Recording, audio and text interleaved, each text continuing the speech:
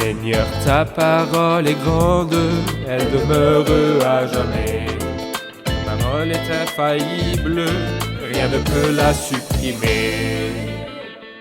Bienvenue chers téléspectateurs, bienvenue à tous ceux qui nous regardent de partout dans le monde, à un nouvel épisode de notre programme d'études quotidien Toute la Bible. Nous étudions toujours le livre de l'Exode, le deuxième livre de la Bible.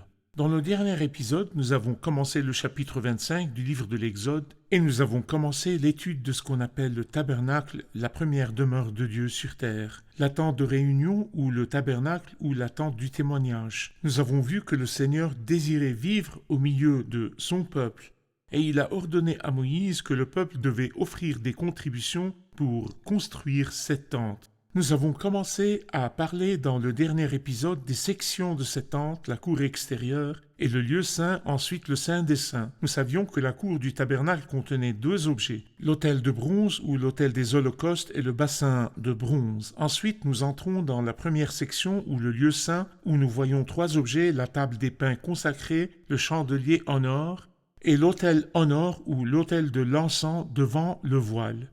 Le voile séparait le lieu saint et le saint des saints. Quand nous entrons dans le saint des saints, nous trouvons l'arche et le propitiatoire et nous avons vu que l'arche représente la personne du Christ dans son humanité et sa divinité. Le bois d'acacia et l'or pur et le propitiatoire représente l'œuvre de Christ sur la croix ou la rédemption de Christ et il était en or pur. Aujourd'hui, nous allons parler du tabernacle et nous commencerons notre étude avec la table des pains consacrés. Alors, s'il vous plaît, ouvrez vos Bibles au chapitre 25 du livre de l'Exode et suivez avec nous lors de l'étude. Laissez-moi au début accueillir le serviteur du Seigneur, frère Youssef Riyad. Bienvenue, frère Youssef. Merci beaucoup, frère Riyad. Nous accueillons aussi nos invités qui sont avec nous. Frère Youssef, dans notre étude du chapitre 25, nous sommes arrivés à la table des pains consacrés. Donc, quand nous sortons du Saint des Saints au lieu saint, nous voyons la table des pains consacrés. S'il vous plaît, parlez-nous un peu de la table des pains consacrés avant que nous ne voyions ses matériaux, ses composantes et sa forme. Eh bien, vous avez dit dans votre introduction que nous sortons.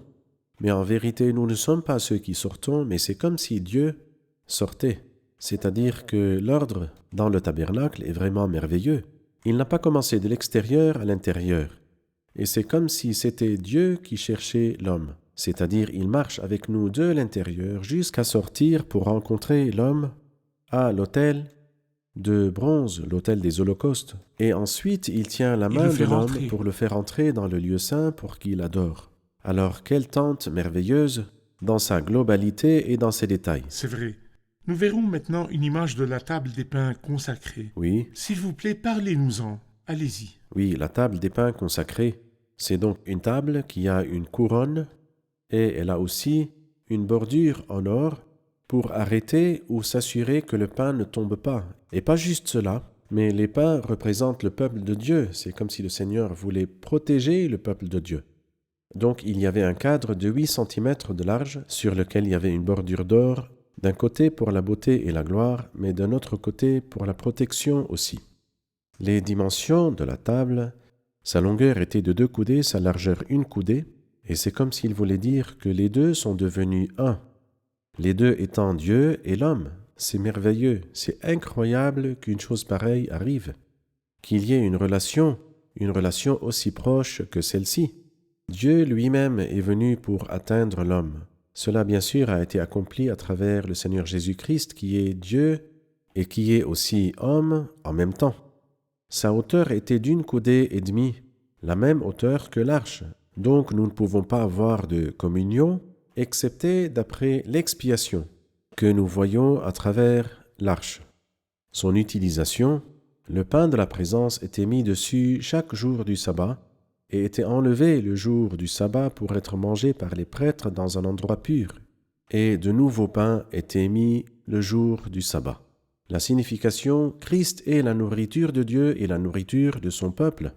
Et quel grand honneur que ce qui satisfait le cœur de Dieu est ce qui satisfait le cœur des croyants. Et la première fois que nous lisons le mot table est dans le livre de l'Exode, chapitre 25, quand il mentionne la table des pains consacrés. Donc la table des pains consacrés, nous savons que ces matériaux sont le bois d'acacia recouvert d'or pur, L'or pur, donc, ça représente la divinité. C'est vrai. Donc, ça représente la personne de Christ aussi. Le pain, la nourriture de Dieu, et après cela, la nourriture des croyants du peuple de Dieu. C'est vrai. Après cela, nous voyons le chandelier. S'il vous plaît, donnez-nous une idée du chandelier avant que nous ne voyions une image. Eh bien, je voudrais dire que nous avons dit avant que le tabernacle était divisé en 3 parties. La cour extérieure, illuminée par la lumière du soleil.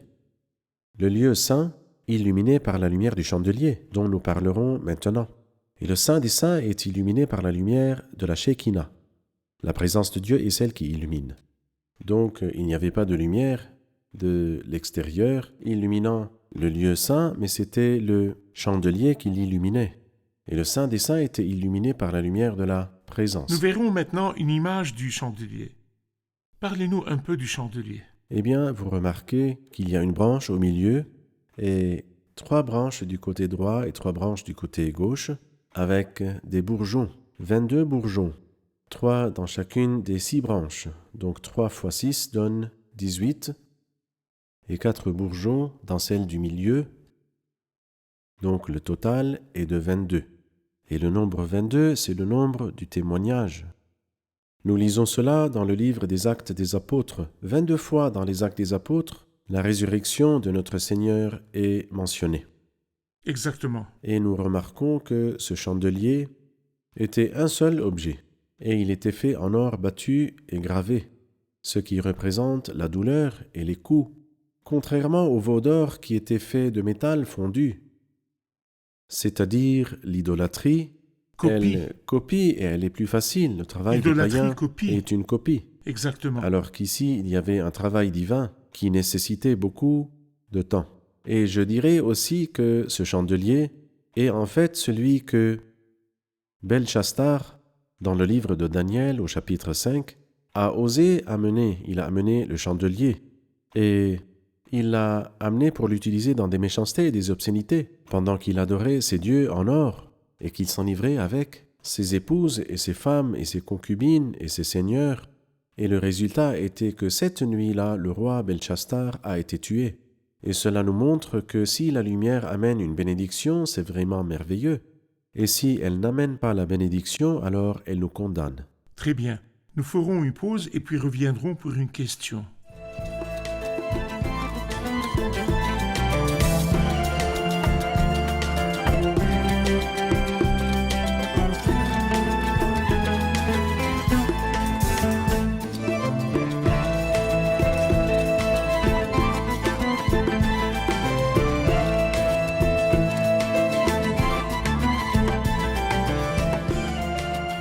Les dimensions de l'arche et du propitiatoire et celles de la table des pains ont été mentionnées. Mais pourquoi n'a-t-il pas mentionné les mesures du chandelier? À vous, frère Youssef. Eh bien, nous pouvons voir 2 raisons pour cela. Tout d'abord, parce que Dieu ne donne pas l'Esprit Saint avec mesure. Donc l'huile qui est dans le chandelier est en fait un symbole de l'Esprit Saint. Et lorsque Dieu a donné au Christ l'Esprit Saint, il ne l'a pas donné avec mesure.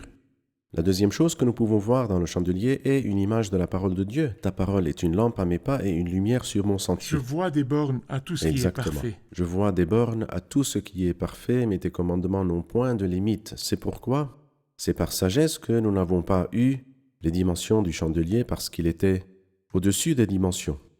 Si nous commençons le chapitre 26, il y a de longs versets jusqu'au verset 30 qui parlent des couvertures du tabernacle et de ces couvertures, des beaux voiles et aussi les planches et de leur base du tabernacle, la forme des planches, leurs matériaux, leurs dimensions. Donc parlez-nous un peu et donnez-nous une idée des planches du tabernacle. Que sont-elles et quel est le nombre des couvertures? Ensuite, nous verrons une image ensemble pour que nos téléspectateurs bien-aimés puissent avoir une idée générale du tabernacle. Eh bien, vous remarquez qu'il y avait 4 couvertures. D'abord, il y a les beaux voiles, et au-dessus, les poils de chèvre, et au-dessus, des peaux de bélier teintes, et au-dessus, des peaux de tesson. Alors, 4 types de couvertures. Mais ce qui est étrange est qu'avant de mentionner les planches qui étaient supposées porter le toit, il a commencé à mentionner les couvertures. Mais comment accrocher ces couvertures? Mais il a fait cela avec sagesse. Pourquoi? parce que les couvertures représentent le Christ dans sa gloire, et les colonnes représentent les croyants sur la terre. Vous voulez dire les planches que nous voyons Exactement. ici. Et c'est pour cela que le Christ dans sa gloire vient avant toute chose. Si le Christ n'était pas monté au ciel, après 40 jours, le jour de son ascension, le Saint-Esprit ne serait pas venu, et donc ce ne serait pas possible que ces planches soient formées, ces planches qui forment le tabernacle. Donc la parole de Dieu est merveilleuse. Elle mentionne les couvertures avant que les planches soient mentionnées. Ces colonnes qui sont celles qui forment le tabernacle. Nous verrons ensemble une image de la tente. Bien sûr, l'étoile à l'extérieur du tabernacle ou qui entoure la cour extérieure était blanche et la porte colorée du parvis était à l'est. Vous voulez dire les beaux rideaux qui couvrent le tabernacle que nous voyons maintenant? Oui, si vous remarquez, il y a de très beaux rideaux de plusieurs couleurs, comme le rouge par exemple. Et au-dessus, il y avait quelque chose de blanc, qui n'est autre que les poils de chèvre. Oui. Ensuite, il y a deux autres choses, des peaux de bélier teintes, et puis des peaux de tesson. D'accord.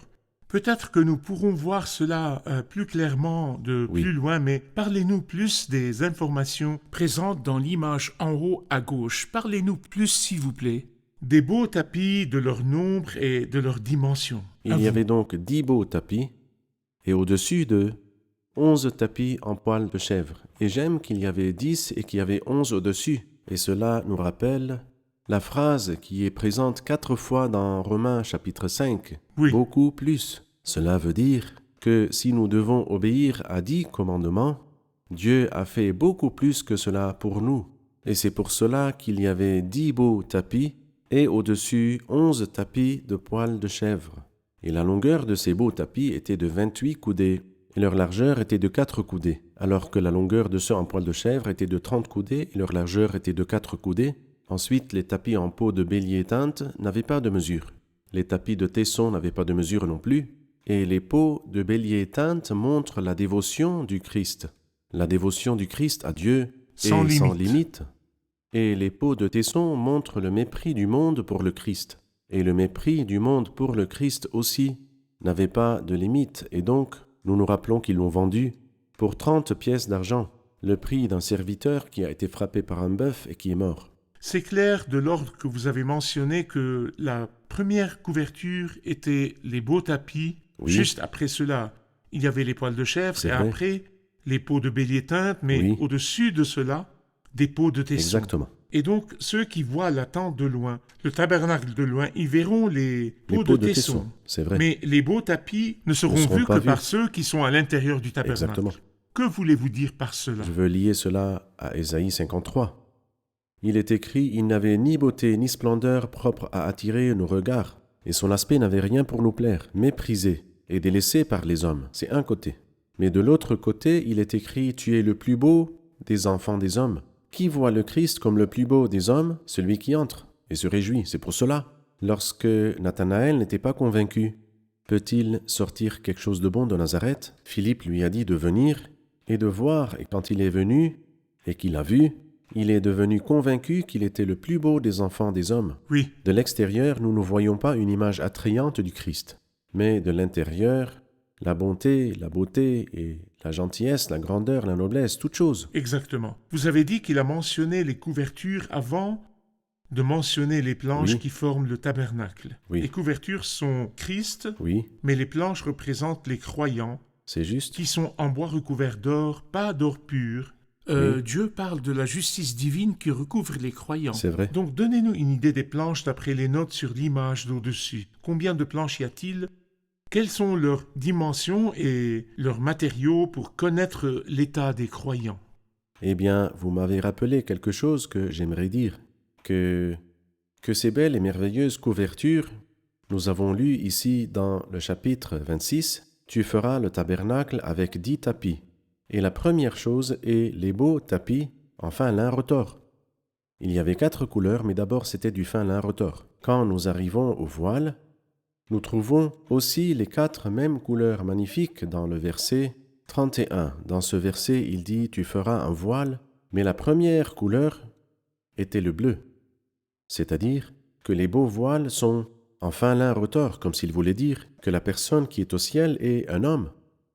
alors que le voile représente l'incarnation. Il est apparu dans la chair. Il veut dire que cette personne-là que vous voyez était divine. Pouvons-nous aller plus lentement, s'il vous plaît, pour que les téléspectateurs puissent nous D'accord. suivre? Est-ce que vous voulez dire que le fin lin retors représente la pureté, Oui. donc de couleur blanche, nous parle de Christ, dont Dont l'humanité est sans Parfait. blâme. Il est maintenant sur le trône de C'est Dieu, mentionné d'abord dans les beaux dans tapis. les beaux tapis. Quand nous regardons Mais, en haut, nous voyons le fin lin retors. Mais quand il a parlé du voile, Oui. qui symbolise l'incarnation de Christ, Parfait. le voile et sa chair, Oui. il a commencé par La la couleur couleur bleue. bleue. Le bleu représente Oui. le ciel. Donc cette personne qui était sur terre, tout d'abord, elle est céleste. Parfait. C'est ce que vous voulez dire. C'est ce que je voudrais dire. C'est ce que nous Exactement. avons compris. D'accord. Parlez-nous donc des planches du tabernacle. Oui, alors nous voyons, d'après ce qui est écrit, que le tabernacle comportait 48 planches de bois d'acacia recouverts d'or. Il y avait 20 planches d'un côté et 20 de l'autre côté, et 8 planches pour le fond. Mais à l'avant, il n'y avait pas de planches, parce qu'il y avait des colonnes et des toiles pour permettre aux prêtres d'entrer dans le lieu saint. La longueur des planches était de 10 coudées et sa largeur était d'1 coudée et demie. Et quand nous voyons la largeur des planches, 1 coudée et demie 20 fois, nous obtenons 30. C'est donc la longueur du lieu saint et du saint des saints. Exactement. Et nous avons la même chose de l'autre côté. 30 divisé en 2 parties inégales.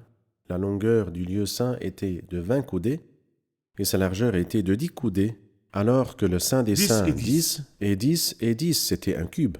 Et le tabernacle de Dieu est toujours, même dans la cité céleste, dans Apocalypse 21, le tabernacle de Dieu est cubique. D'accord. Et les planches étaient placées sur 2 bases d'argent, et nous avons déjà dit qu'elles sont une image de la mort et de la résurrection du Christ. La rédemption est à travers la mort du Christ et la résurrection du Christ. Chacune des colonnes ou chacune des planches était justement fondée et reposée sur ces 2 bases. C'est clair, frère Youssef, que toutes les planches avaient les mêmes dimensions.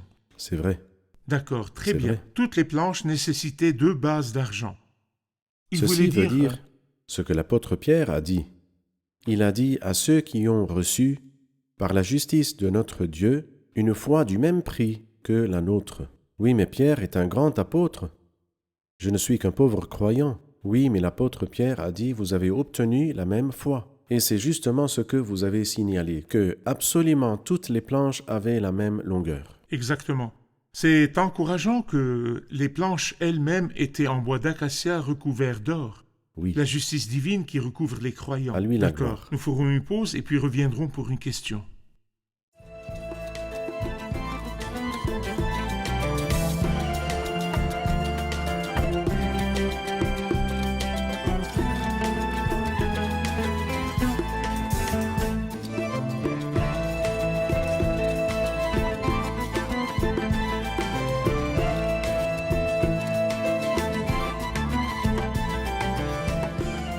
Verset 31. Tu feras un voile bleu, pourpre et cramoisi et enfin lin retors. Il sera fait selon l'art du brodeur et l'on y représentera des chérubins. Frère Youssef, pourquoi le voile lui-même a été décrit comme étant fait selon l'art du brodeur? Magnifique. En fait, j'aimerais bien lier ces mots-là aux 3 rideaux qui sont en fait dans le tabernacle. Une couverture ou un rideau menait à la cour du tabernacle, La cour la extérieure. cour extérieure.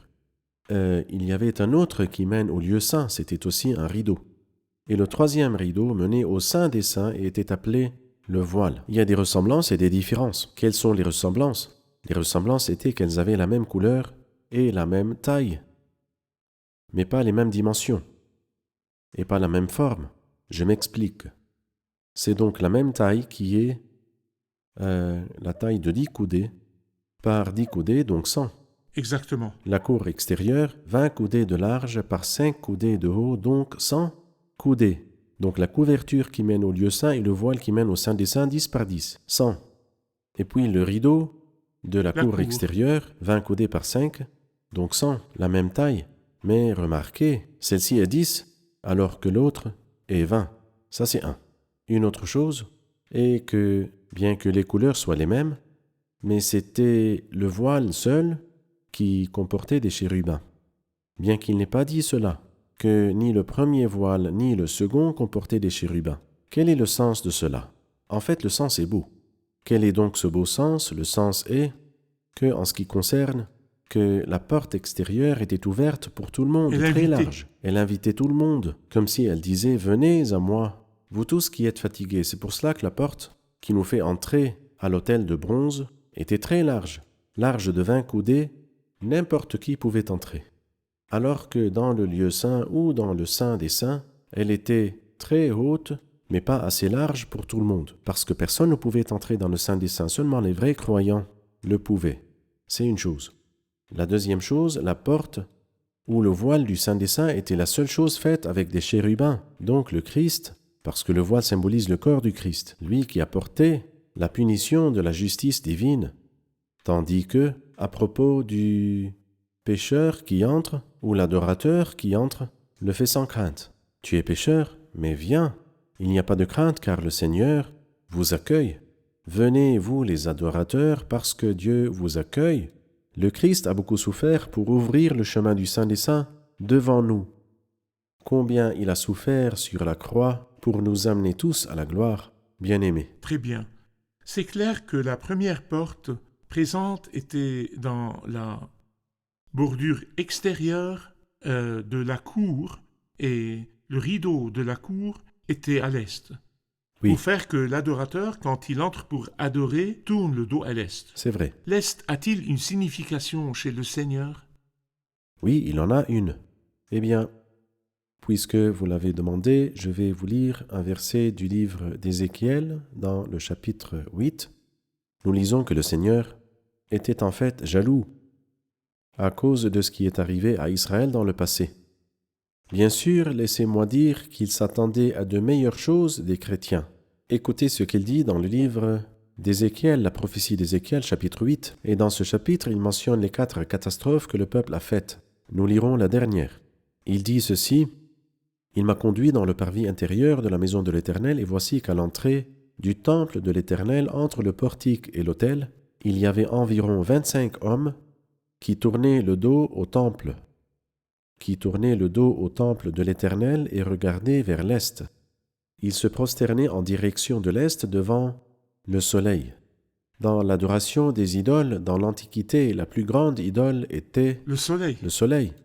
Et c'est pour cela que l'adoration des idoles dans les temps anciens était orientée vers l'est. Et là, le Seigneur était en colère, Oui. bien qu'il leur ait renversé la direction pour qu'ils comprennent. Tournez le dos à l'est. Tournez le dos vers l'est et tournez-vous vers Dieu. Mais eux, ils ont fait l'opposé. Le Seigneur était donc en colère. Comme je l'ai dit, il y avait 4 catastrophes faites par le peuple méchant dans Ézéchiel 8. Et ceci était la dernière qui a en fait mis le Seigneur en colère. J'aimerais ajouter à ce que vous avez dit depuis le début, dans le livre de la Genèse, l'Est représentait l'éloignement de Dieu. C'est vrai. Quand l'homme a été chassé du jardin d'Éden, la Bible Il dit posta de à lui, l'est. après avoir chassé Adam, il posta à l'est du jardin d'Éden. C'est vrai. Après, dans le chapitre 4, Caïn lui-même s'est éloigné de Dieu, il s'est éloigné de la présence de Dieu et a habité le pays de Nod, à C'est l'est vrai. d'Éden. C'est vrai. Donc l'Est représente toujours l'éloignement de Dieu. Quand le Seigneur voulait faire entrer le peuple dans la terre bénie, dans la terre promise, il les a amenés de l'Est à l'Ouest. Il C'est les a vrai. amenés de l'Est du Jourdain et ils sont allés à l'Ouest du Jourdain. Et le fait de retourner à l'Est du Jourdain était défini comme la mauvaise L'éloignement. direction. Par exemple, Naomi a abandonné Bethléem et est allée à l'Est du Jourdain, à Moab. Donc C'est l'Est vrai. dans l'Écriture ne représente pas la bénédiction. C'est Oui. comme si le Seigneur voulait enseigner à son peuple de tourner le dos à Exactement. l'idolâtrie C'est vrai. quand nous allons dans la présence de Dieu. C'est vrai. Le fait d'inverser la situation présente et de lier l'Est à la bénédiction veut dire que nous ne comprenons probablement pas la signification de la parole de C'est Dieu. vrai. Parfait. Frère Youssef, maintenant vous avez lié les 3 rideaux, le voile, le rideau du lieu saint et Oui. la porte extérieure. Parfait. Mais c'est bien clair que le voile avait un autre travail quand il dit « Tu feras un voile bleu, pourpre et cramoisi, et enfin lin retors, il sera fait selon l'art du brodeur, et l'on y représentera des chérubins. » Pourquoi selon l'art du brodeur? Écoutez, même symboliquement, Dieu insistait pour la gloire de son Fils. Donc, le voile, lisez l'Épître aux Hébreux, chapitre 10, verset 19, frères et sœurs, nous avons par le sang de Jésus un accès au sanctuaire. Cette route nouvelle et vivante, il l'a inaugurée pour nous au travers du voile, c'est-à-dire Son corps. son corps. Donc le voile, ce n'est pas moi qui interprète. Le voile est le corps du Et Christ, c'est l'explication de l'explication du l'Écriture. livre. Mais ce corps du Christ Qui donc l'a formé? Celui qui l'a formé, c'est l'Esprit Saint. Et est-ce qu'on peut dire du Saint-Esprit qui est venu dans les entrailles de la Sainte Vierge, Marie, et qui a formé le Christ Saint dans son humanité? Peut-on dire de lui moins que le fait qu'il est un brodeur excellent, qui ne fait aucune erreur, pas une seule erreur, qui ne fait jamais d'erreur? Le brodeur excellent ici est un symbole. Et en réalité, c'est le Saint-Esprit qui est lui-même venu et qui a fait que la Vierge soit enceinte par l'Esprit Saint. Exactement. Donc le voile, d'après le témoignage de l'apôtre Paul qui a écrit la lettre aux Hébreux, représente l'humanité de C'est Christ, vrai. ou Christ dans son humanité. Oui. Et le corps a été formé, guidé par le Saint-Esprit, Parfait. sans aucune erreur et sans aucune fuite de mal C'est de la vrai. nature humaine. C'est vrai. C'est pourquoi C'est le vrai. Saint-Enfant qui naîtra sera appelé Fils de Dieu. Ceux qui disent que le Christ en tant qu'homme était pécheur, pourquoi fallait-il encore une naissance vierge? Pourquoi? Pourquoi une naissance vierge si le produit, à la fin, est pécheur? Mais pourquoi? C'est vrai. Pourquoi? Ils mettent des paroles dans la bouche de Dieu, que Dieu leur pardonne. Merci frère Youssef, nous sommes arrivés à la fin de l'épisode, nous allons le réviser avec nos invités. Qu'avons-nous appris de l'épisode d'aujourd'hui? Le chandelier représente le témoignage. Et de plus, nous voyons dans le chandelier la personne du Christ, et nous voyons les croyants dans les branches. Celui qui procure la sainteté et ceux qui en bénéficient ont tous une seule et même origine. Nous voyons dans la table des pains consacrés que Christ était la nourriture de Dieu et la nourriture du peuple. Donc si Christ satisfait le cœur de Dieu, alors il est sûrement assez pour satisfaire le cœur de ceux qui croient en lui. Nous voyons dans le chandelier qui n'avait pas de dimension une image de la parole de Dieu. Je vois un terme à tout ce qui est parfait, mais tes commandements sont sans limite. Ta parole est une lampe à mes pieds et une lumière sur mon sentier. Merci, que Dieu vous bénisse. Merci Que frère Dieu Youssef, vous que Dieu bénisse. vous bénisse. Chers téléspectateurs, ce voile devait être déchiré. L'épée de la justice divine devait tomber sur le Christ sur la croix. Et quand le voile a été déchiré, le chemin de la présence de Dieu a été ouvert. Sans la croix de Christ, sans l'œuvre de Christ sur la croix, ça aurait été impossible pour Dieu d'accueillir l'homme dans sa présence. Vous et moi, nous pouvons entrer dans la présence de Dieu et nous lui plairions. Et nous élèverions nos prières et nos louanges et nos sacrifices au nom de notre Seigneur bien-aimé, Jésus-Christ, car Christ a accompli le travail. Et le Seigneur nous accueille, vous et moi. Et si vous sentez qu'il faut que vous plaisiez au Seigneur, je vous dis que vous pouvez plaire au Seigneur si vous acceptez Christ comme le sacrifice parfait et l'expiatoire parfait. Nous nous reverrons dans l'épisode prochain. Que Dieu soit avec vous.